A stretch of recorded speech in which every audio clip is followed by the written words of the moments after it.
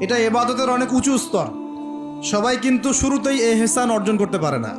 আমলের মধ্য দিয়ে, জিকিরের মধ্য দিয়ে, হ্যাঁ, তাহাজ্জুদের মধ্য দিয়ে, ভালো ভালো দান খয়রাত, দান সদাকা, নামাজ, রোজা, হজ, যাকাত, বিভিন্ন আমলের মধ্য দিয়ে হৃদয় যখন পরিশুদ্ধ হয়, কলব যখন পরিশুদ্ধ হয়, আল্লাহওয়ালা মানুষের সোহবত পায়, আস্তে আস্তে দেখবেন তার মধ্যে আল্লাহর মারিফত চলে আসে। একবারে কিন্তু আসে না। একবারে আসে? এবং জিকির, বেশি বেশি আল্লাহর জিকির করতে হয়। জিকিরেই কলব কি হয়? তাজা হয়, পরিচ্ছন্ন হয়। আর জিকিরের সবচেয়ে শ্রেষ্ঠ জিকির হচ্ছে সালাত। সবচেয়ে শ্রেষ্ঠ জিকির কি? এটাই বলে যিকরুল্লাহি আকবার। এটা হচ্ছে আল্লাহ পাকের সবচেয়ে বড় জিকির। তারপরে অন্যতম বড় জিকির হচ্ছে কোরআন তেলাওয়াত করা। কি করা? কোরআন তেলাওয়াত। এরপরে তো আমাদের তাসবিহ, তাহলিল, জিকির, আজকারগুলো আছেই। তো আসুন, চতুর্থ প্রশ্ন নবীজি করছেন, নবীজিকে করা হচ্ছে ফাখবিরনি আনিস সাআহ। কে প্রশ্ন করছে? ওই ব্যক্তি জিবরাইল আলাইহিস সালাম মানুষের রূপ ধরে এসে প্রশ্ন করছেন।